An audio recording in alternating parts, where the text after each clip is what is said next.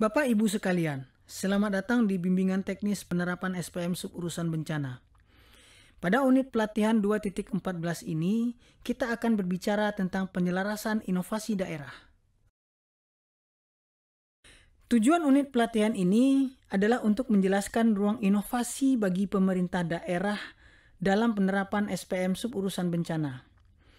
Pada unit pelatihan ini juga akan menjelaskan prinsip mutu layanan sebagai fokus target dalam penerapan SPM suburusan bencana. Secara definisi, inovasi adalah ide, gagasan, praktek, atau objek maupun benda yang disadari dan diterima sebagai suatu hal baru untuk diadopsi ataupun diadaptasi. Jadi, inovasi adalah sesuatu hal yang baru, baik berupa ide, gagasan, ataupun praktek baik. Dalam hal ini, peluang inovasi terbuka dalam penerapan SPM suburusan bencana, selagi masih dalam koridor mutu layanan yang dipersyaratkan. Kenapa perlu inovasi dan penyelarasan dalam penerapan SPM? Sebagaimana kita ketahui, Indonesia itu sangat majemuk, terdiri dari 514 kabupaten kota, dengan kearifan lokal, dengan tren teknologinya masing-masing, dan tren sosioekonomi yang berkembang di daerah masing-masing. Hal ini dipadukan dengan kompleksitas penyelenggaraan penanggulangan bencana, sehingga perlu dibuka potensi dan peluang kolaborasi non-pemerintah. Hal ini tentu saja perlu difasilitasi dalam suatu ruang inovasi. Potensi belum terakomodirnya inovasi dan kegiatan daerah di dalam nomenklatur suburusan bencana juga perlu diakomodasi. Karena itulah diberikan ruang inovasi dan penyelarasan dalam penerapan SPM suburusan bencana ini. Nomenklatur suburusan bencana sesungguhnya sudah diatur melalui keputusan Menteri Dalam Negeri Kepmendagri nomor 50 tahun 2021 tentang hasil verifikasi dan validasi pemutakhiran, klasifikasi, kodifikasi, dan nomenklatur perencanaan pembangunan dan keuangan daerah. Khusus untuk nomenklatur suburusan bencana kabupaten kota, Bapak Ibu dapat lihat pada halaman 244 dengan kode program 1.05.03. Pada Kepmendagri tersebut terdapat 4 kegiatan dan 24 subkegiatan untuk nomenklatur suburusan bencana.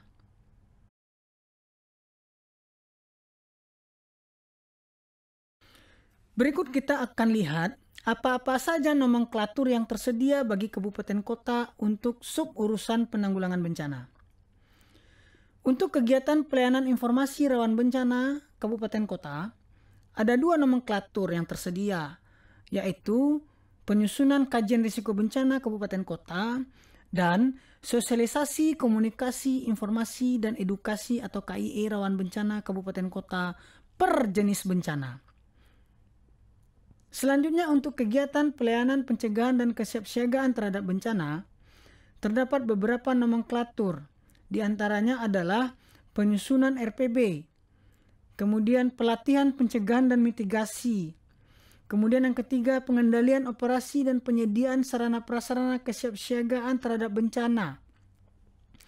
Kemudian yang keempat penyediaan peralatan perlindungan dan kesiapsiagaan terhadap bencana. Dan yang kelima pengelolaan risiko bencana kabupaten kota. Yang keenam penguatan kapasitas kawasan untuk pencegahan dan kesiapsiagaan. Lalu yang ketujuh penanganan pasca bencana. Yang kedelapan, pengembangan kapasitas tim reaksi cepat bencana kabupaten kota. Lalu ada juga penyusunan rencana kontingensi. Kemudian gladi kesiapsiagaan terhadap bencana. Dan yang terakhir adalah penyusunan rencana penanggulangan kedaruratan bencana. Jadi, untuk kegiatan kedua ini terdapat 11 jenis subkegiatan yang diakomodir dalam nomenklatur pada Kepmendagri nomor 50 tahun 2021 tersebut.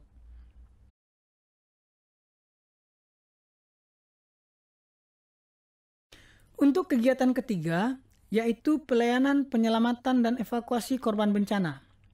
Terdapat 6 nomenklatur subkegiatan, yaitu yang pertama, respon cepat kejadian luar biasa penyakit wabah zoonosis prioritas. Yang kedua, respon cepat darurat bencana kabupaten kota. Yang ketiga, pencarian, pertolongan, dan evakuasi korban bencana kabupaten kota. Yang keempat, penyediaan logistik penyelamatan dan evakuasi korban bencana kabupaten kota. Yang kelima, aktivasi sistem komando penanganan darurat bencana. Dan terakhir, yang keenam, respon cepat bencana non-alam epidemi wabah penyakit. Jadi, ada 6 nomenklatur subkegiatan untuk penyelamatan dan evakuasi korban bencana pada Kepmendagri nomor 50 tahun 2021. Terakhir untuk kegiatan keempat, penataan sistem dasar penanggulangan bencana. Kepmendagri nomor 50 tahun 2021 mengakomodir 5 nomenklatur untuk kegiatan ini. Yang pertama adalah penyusunan regulasi penanggulangan bencana kabupaten kota. Jadi, penyusunan perda penanggulangan bencana ataupun penyusunan peraturan kepala daerah terkait dengan teknis penanggulangan bencana bisa dimasukkan ke dalam nomenklatur penyusunan regulasi penanggulangan bencana ini. Yang kedua, penguatan kelembagaan bencana kabupaten kota. Yang ketiga, kerjasama antar lembaga dan kemitraan dalam penanggulangan bencana kabupaten kota. Yang keempat, pengelolaan dan pemanfaatan sistem informasi kebencanaan. Dan terakhir, yang kelima, pembinaan dan pengawasan penyelenggaraan penanggulangan bencana. Ada 5 subkegiatan yang diakomodir untuk kegiatan penataan sistem dasar penanggulangan bencana ini. Kita sudah melihat bagaimana nomenklatur penanggulangan bencana diatur di dalam Kepmendagri nomor 50 tahun 2021. Kemudian, bagaimana melakukan penyelarasan inovasi daerah? Yang pertama yang perlu Bapak Ibu lakukan adalah tetap fokus pada pemenuhan mutu layanan. Sebagaimana telah kita ketahui, mutu layanan adalah kualitas minimum target capaian pada tiap-tiap komponen dalam penerapan SPM. Jadi, penyelarasan inovasi Anda perlu difokuskan pada pemenuhan mutu layanan ini. Yang kedua, selaraskan inovasi yang telah atau pernah Anda lakukan dengan mutu layanan yang ada pada subkegiatan SPM suburusan bencana.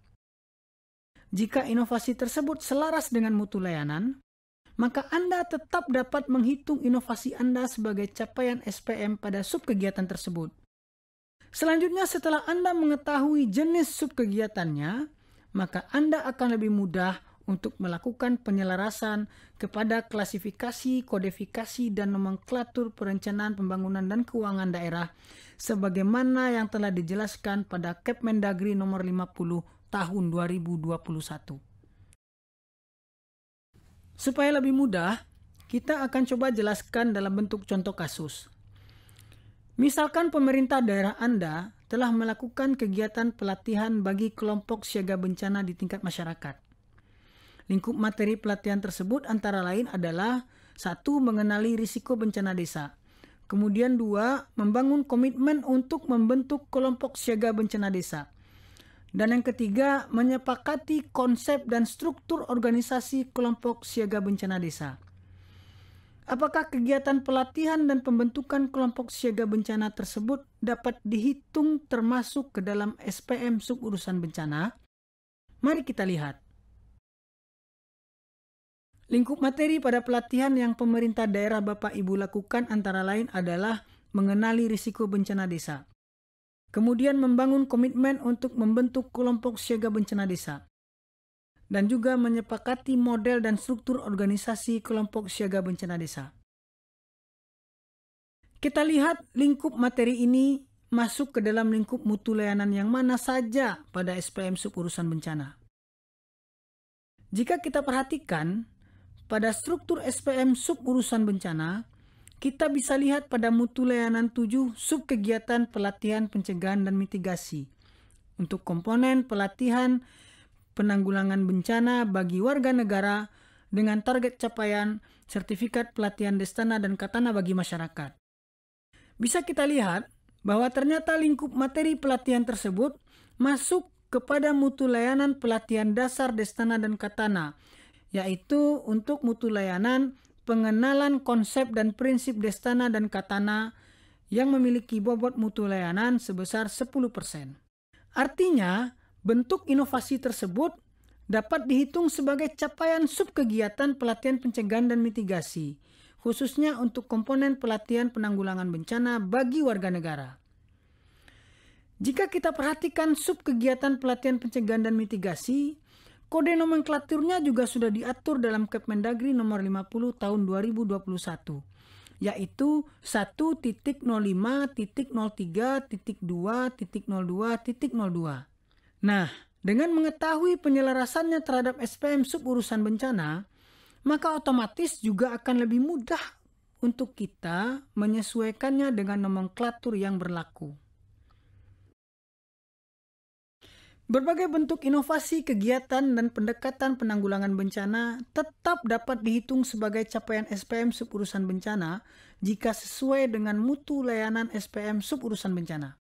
Penting bagi kita untuk mengetahui ini, bahwa berbagai bentuk inovasi tersebut tetap bisa dihitung sebagai capaian SPM selama inovasi-inovasi tersebut masih sesuai dengan mutu layanan SPM, apapun jenis dan bentuk inovasinya.